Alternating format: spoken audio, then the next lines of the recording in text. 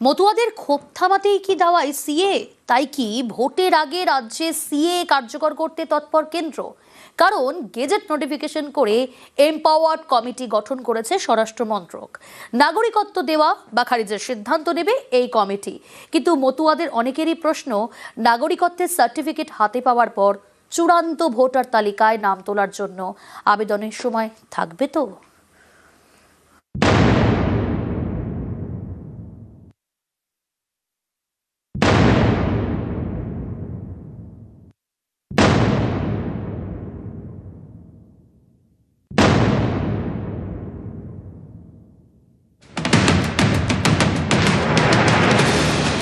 সামনেই পশ্চিমবঙ্গে বিধানসভা ভোট, তার আগে সিএ এর মাধ্যমে দ্রুত নাগরিকত্ব দিতে তৎপর স্বরাষ্ট্র মন্ত্রক।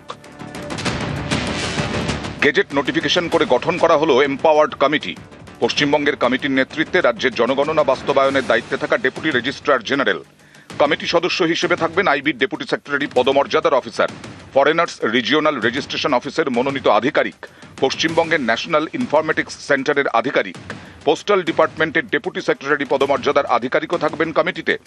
এই কমিটির বৈঠকে যোগ দেবেন স্বরাষ্ট্র দপ্তরের প্রিন্সিপাল সেক্রেটারি অথবা অ্যাডিশনাল চিফ সেক্রেটারি। আবেদনকারীদের পরিচয় খতিয়ে দেখবে বিশেষ কমিটি। নাগরিকত্ব দেওয়া অথবা আবেদন খারিজের চূড়ান্ত সিদ্ধান্ত নেবে।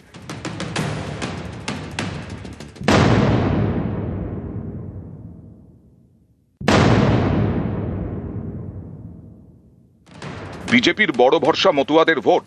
সেই মতুয়াদেরই অনেকে এসআইআর নিয়ে চিন্তায়। ভোটার লিস্টে নাম উঠবে কিনা এ নিয়ে উদ্বেগে তৈরি হয়েছে ক্ষোভ।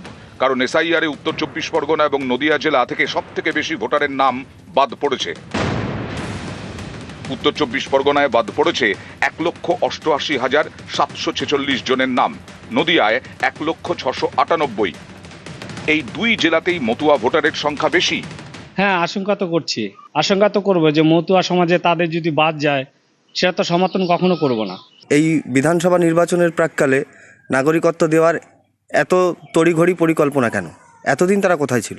এবং বিভিন্ন জায়গায় নাগরিকত্বের নাম করে এই যে টাকা তোলা হচ্ছে আমাদের সাধারণ মতুয়াদের কাছ থেকে, আমরা এই যে এখন কি এই যে তড়িঘড়ি শুরু করেছে কেন্দ্রীয় সরকার, এটাকে শুধুমাত্র আগামীতে মতুয়াদের ভোট নিয়ে ভোট বৈতরণী পার করবে সেই কারণের জন্যই?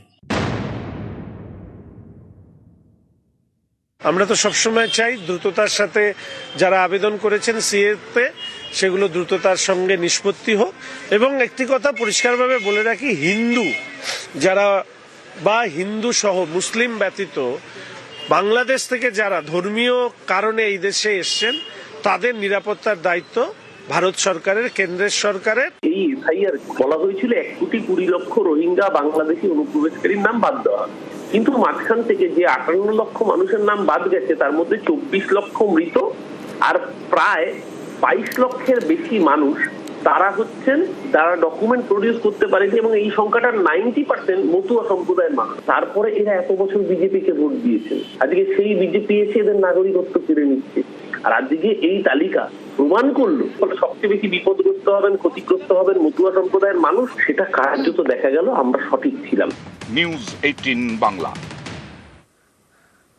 ভোট ঘোষণার আগেই রাজ্যে কেন্দ্রীয় বাহিনী, 2 দফায় মোট 480 কোম্পানি বাহিনী মোতায়েন করা হবে।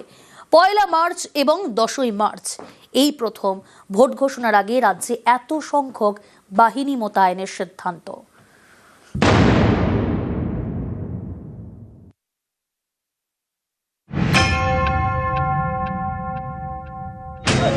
এখনো ভোট ঘোষণা হয়নি, তার আগেই রাজ্যে কেন্দ্রীয় বাহিনী। ভোট ঘোষণার আগেই রাজ্যে 480 কোম্পানি বাহিনী মোতায়েন করতে হবে। এর মধ্যে 1 মার্চ 240 কোম্পানি এবং 10 মার্চ 240 কোম্পানি বাহিনী মোতায়েন করা হবে বলে জানিয়ে দিয়েছে স্বরাষ্ট্র মন্ত্রক। এটা ইসিআই থেকে হয়েছে, এটা আজকে খবর পেয়েছি আমি। এই কেন্দ্রীয় বাহিনী কিভাবে কাজ করবে বাট দেখা যাক, এটা তো এখানে লেখা আছে যে ডিজি সঙ্গে কথা করবে, স্টেট যে অবজার্ভার আছে ওনার সঙ্গে কথা করবে, সবাই সঙ্গে কথা করবে, অর্ডার মধ্যে লেখা আছে। রাজ্যে এসআইআর এর শুনানি শেষ হয়েছে। এই শুনানি চলাকালীন দক্ষিণ 24 পরগনার বাসন্তী এবং মুর্শিদাবাদের ফারাক্কা সহ বেশ কয়েকটি কেন্দ্রে উত্তেজনা ছড়ায়, ভাঙচুর চলে। জানা গিয়েছে কমিশনের আশঙ্কা চূড়ান্ত ভোটার তালিকা প্রকাশের পরে অশান্তি হতে পারে। সেই মতো তারা বেশ কিছু স্পর্শকাতর এলাকা চিহ্নিত করেছে। এই ধরনের স্পর্শকাতর এলাকাতেই ভোট ঘোষণার আগেই মোতায়েন করা হবে কেন্দ্রীয় বাহিনী। বিধানসভা ভোটের নির্ঘণ্ট প্রকাশের আগেই রাজ্যে মোতায়েন হচ্ছে কেন্দ্রীয় বাহিনী, কিন্তু এই কেন্দ্রীয় বাহিনী রাজ্যের কোন কোন স্পর্শকাতর এলাকায় মোতায়েন করা হবে তা নিয়ে সিদ্ধান্ত নিতে আগামী সপ্তাহে বৈঠক হতে চলেছে। যে বৈঠকে চূড়ান্ত হয়ে যাবে রাজ্যের কোন কোন এলাকা স্পর্শকাতর এলাকা হিসাবে চিহ্নিত করছে জাতীয় নির্বাচন কমিশন। 26-এ ভোট ঘোষণার আগেই রাজ্যে 480 কোম্পানি কেন্দ্রীয় বাহিনী। এভাবে বিধানসভা ভোট ঘোষণার আগে 2016 সালে রাজ্যে বাহিনী মোতায়েন করা হয়েছিল, কিন্তু তার সংখ্যায় এত বেশি ছিল না। নির্বাচনকে সামনে রেখে যে প্রস্তুতি নেওয়া, সেই প্রস্তুতি নির্বাচন কমিশন নিক, কিন্তু নির্বাচন কমিশন বাহিনী পাঠালে হবে না, বাহিনী সক্রিয় থাকে। এখানে তো পুলিশ বাহিনীকে অন্য রাস্তায় নিয়ে যায়, যেখানে ঝামেলা হয় তার উল্টো দিকে নিয়ে চলে যায়। এতে তো কোনো লাভ হবে না। বাহিনীর সংখ্যা, বাহিনীর উপস্থিতি নয়, বাহিনীকে কার্যকর ভূমিকা পালন করতে হবে। গতবার প্রায় 950 কোম্পানি বাহিনী এসেছিল। পারলে রাশিয়া ইউক্রেনের বাহিনী আনবে, পারলে রাষ্ট্রপুঞ্জের শান্তিরক্ষী বাহিনী আনাবে। দিনের শেষে বাহিনী ভোট দেবে না, ভোট দেবে বাংলার মানুষ।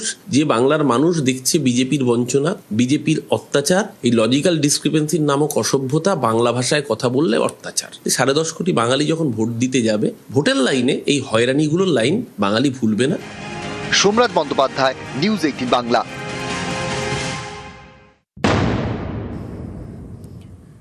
ভাষা দিবসের অনুষ্ঠানে মুখ্যমন্ত্রীর সঙ্গে অনন্ত মহারাজ। এসআইআর আবহে মুখ্যমন্ত্রীর সঙ্গে বিজেপি সাংসদ। এসআইআর প্রক্রিয়া নিয়ে কেন্দ্র কমিশনকে নিশানা অনন্ত মহারাজের। মুখ্যমন্ত্রীর সঙ্গে এক মঞ্চে অনন্ত মহারাজ। বারবার এসআইআর প্রক্রিয়া নিয়ে প্রশ্ন তোলেন বিজেপি সাংসদ। দেশপ্রিয় পার্কে মুখ্যমন্ত্রীর সঙ্গে বিজেপি সাংসদ অনন্ত মহারাজ। 24-এর লোকসভা ভোটের পর অনন্ত মহারাজের বাড়িতে মুখ্যমন্ত্রী। বিজেপি সাংসদ অনন্ত মহারাজকে বঙ্গবিভূষণ সম্মান রাজ্যের। রাজবংশী সম্প্রদায়ের সামগ্রিক উন্নয়নে সদর্থক ভূমিকার স্বীকৃতি স্বরূপ পশ্চিমবঙ্গ সরকারের পক্ষ থেকে অনন্ত মহারাজকে বঙ্গবিভূষণ সম্মাননা অর্পণ করতে পেরে আমরা গর্বিত। যখন তারপরে ডোমিনিয়ন গভর্নমেন্টের সঙ্গে যুক্ত হয়েছি, তখন থেকে আমরা আজ পর্যন্ত লাঞ্ছনা, বঞ্চনা, তিরস্কারের শিকার হয়েছি, সব কিছু হারিয়েছি। বিজেপি সংসদ হলে কি হলো? সারা ভারতবর্ষের জন্য বলবো না, আমাদের মানুষের জন্য বলবো না, কিন্তু কিছু করছে না তো। ভারতবর্ষে যত মুখ্যমন্ত্রী আছে সবার সঙ্গে আমি, আপনার উপস্থিতি নিয়ে প্রশ্ন হচ্ছে, আপনি বোধহয় শীঘ্রই জয়েন করবেন। জীবন জোয়ারের জল সমুদ্রের ছায়া, ভোলে না কখনো মন তৃষ্ণার কায়া, ফুটিল গগনে ফুল মৃদু তলে বাস, সূর্যবিহীন প্রকাশ নাহি অবকাশ, কর্ম যাহা করিয়াছ তুচ্ছ গান ভাবি, সময়ের সংকেতে তুমি সব বুঝিতে পাবি।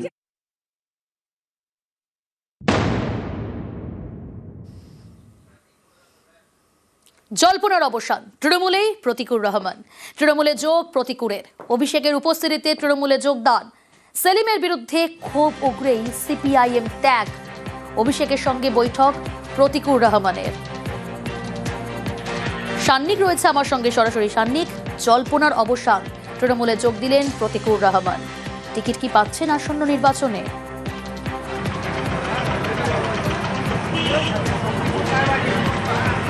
দেখো, সেই বিষয়ে কিন্তু কোনো স্পষ্ট উত্তর আজকে যে সাংবাদিক সম্মেলন অভিষেক বন্দ্যোপাধ্যায় এবং প্রতিকুর রহমান একসাথে দাঁড়িয়ে করলেন, সেখান থেকে দেয়া হয়নি। একেবারে স্পষ্টভাবেই সেখান থেকে বলা হয়, শুধুমাত্র সাধারণ সংগঠনের কর্মী হিসেবে প্রতিকুর রহমান তৃণমূলে কাজ করতে ইচ্ছুক, এবং সেই কথা বলেই তিনি অভিষেক বন্দ্যোপাধ্যায়ের সঙ্গে যোগাযোগ করেন এবং সেই মতোই তিনি তৃণমূলে যোগদান করেন। আজকে তার যোগদানের পরে তার আগের দল অর্থাৎ সিপিআইএম সম্পর্কে তিনি একাধিক বিষয়ে তিনি আজকে তুলে ধরলেন, যেখানে তিনি এর আগেও যে মোহাম্মদ সেলিমের কাছে বিভিন্ন বিষয় নিয়ে তিনি পৌঁছতে চেয়েছিলেন, কিন্তু তার দরজা বন্ধ ছিল বলে তিনি আজকে কিন্তু তার প্রাক্তন দলের রাজ্য সম্পাদককে কটাক্ষ করতে ছাড়েননি। এবং অভিষেক বন্দ্যোপাধ্যায়, মমতা বন্দ্যোপাধ্যায়ের নেতৃত্বে তৃণমূল কংগ্রেস একমাত্র বিজেপি বিরোধিতার যে আদর্শ, সেই আদর্শে কাজ করে চলেছে, যে কারণে সিপিএম থেকে তিনি তৃণমূলে আসলেন সেইটাই কিন্তু তিনি কারণ হিসেবে জানালেন। যেখানে সামাজিক মাধ্যম থেকে সমস্ত জায়গায় যখন এই জল্পনা চলেছে তিনি কোথায় যেতে পারেন এরপরে, সিপিএম থেকে ইস্তফা দিলে পরবর্তী গন্তব্য কি হতে পারে, সেক্ষেত্রে তৃণমূলের নাম উঠে আসলে কিন্তু তার আদর্শ থেকে বিচ্যুত হওয়ার একটা প্রসঙ্গ বারংবার উঠে এসেছে। সেই কথার প্রসঙ্গেই তিনি স্পষ্টতই জানান যে কোনো রকমভাবেই আদর্শ থেকে বিচ্যুতি নয়, বরং বিজেপি বিরোধিতায় মমতা বন্দ্যোপাধ্যায় এবং অভিষেক বন্দ্যোপাধ্যায়ের নেতৃত্বে তৃণমূল যেভাবে কাজ করছে সেইভাবে তিনি এবার কাজ করতে চান এবং সেই কাজ করার ইচ্ছা থেকেই তার এই তৃণমূলে যোগদান। যদিও দক্ষিণ চব্বিশ পরগনায় আজকে একটি সাংগঠনিকভাবে দক্ষিণ চব্বিশ পরগনা জেলার একাধিক নেতৃত্বের উপস্থিতিতে আজকে একটি অভ্যন্তরীণ বৈঠক আমতলার এই জেলা কার্যালয়তে চলছিল, সেখানে আজকে পশ্চিমবঙ্গের মাটিতে বাংলার অস্মিতা, বাংলার গৌরব, যেটা নিয়ে বাংলার মুখ্যমন্ত্রী লড়াই করছেন, সঙ্গে আমাদের নেতৃত্ব অভিষেক ব্যানার্জি লড়াই করছেন, এবং যেভাবে গোটা ভারতবর্ষে মানুষের কণ্ঠ রোধ হচ্ছে তার বিরুদ্ধে দাঁড়িয়ে বিজেপির বিরুদ্ধে লড়বার জন্য সবচেয়ে বড় শক্তি হচ্ছে তৃণমূল কংগ্রেস। তাই আমি তৃণমূল কংগ্রেসের সঙ্গে এসছি, অভিষেক ব্যানার্জির সঙ্গে এসছি, মমতা ব্যানার্জির সঙ্গে এসছি। ঋতব্রত বন্দ্যোপাধ্যায় যখন এসেছিল চাওয়া পাওয়ার জন্য আসেনি। কানাইয়া কুমারের মতো ছেলে চলে গেছে কংগ্রেসে, সব ধান্দাবাজ। আর যাদের অঙ্গুলি হেলনে 35% ভোট বিজেপিতে ট্রান্সফার হয়েছে তারা ধোয়া তুলসী পাতা। তারা জবে থেকে দল চালাচ্ছে, সিপিএম চালাচ্ছে, সিপিএম এর 40% ভোট। 2016 সালে সিপিএম এর কজন বিধায়ক ছিল? কি এমন জাদুকাঠি 4%, 5% ভোটে নেমে গেল 3 বছরের মধ্যে 2019 সালে? যাদের কারণে আজ সিপিএম শূন্য, তারা আজকে অন্যকে আক্রমণ করে ব্যক্তি আক্রমণে নেমেছে। কার সাথে লড়বেন আগে ঠিক করুন। যারা বিজেপির কথায় উঠছে বসছে, বিজেপির থেকে টাকা নিয়ে বাংলায় আগুন জ্বালানোর চেষ্টা করছে, তাদের সাথে রথের অন্ধকারের মিটিং 2021 সালে একই জিনিস করেছিল, 2026-এও একই জিনিস। এত বড় রেজিমেন্টেড পার্টি, কখনো আব্বাস সিদ্দিকী, কখনো নৌশাদ সিদ্দিকী, কখনো হুমায়ুন কবির, লজ্জা লাগে না? রাজ্য সম্পাদক মণ্ডলীর সিদ্ধান্ত প্রতিকুর রহমান শত্রু শিবিরে যোগ দেওয়ার জন্য এবং পার্টি বিরোধী কার্যকলাপে লিপ্ত থাকার জন্য তাকে আমরা বহিষ্কার করছি। এখন যে পথ বেছে নিয়েছে, মার্ক্সবাদী পথ ছেড়ে, সেখানে সে সেই পথে যারা পথিক তাদের মতো করে সাফল্যের শিখরে উঠুক, ভালো থাকুক এই আশা করব। এবং a man is known by the company he keeps, so let him enjoy his new company.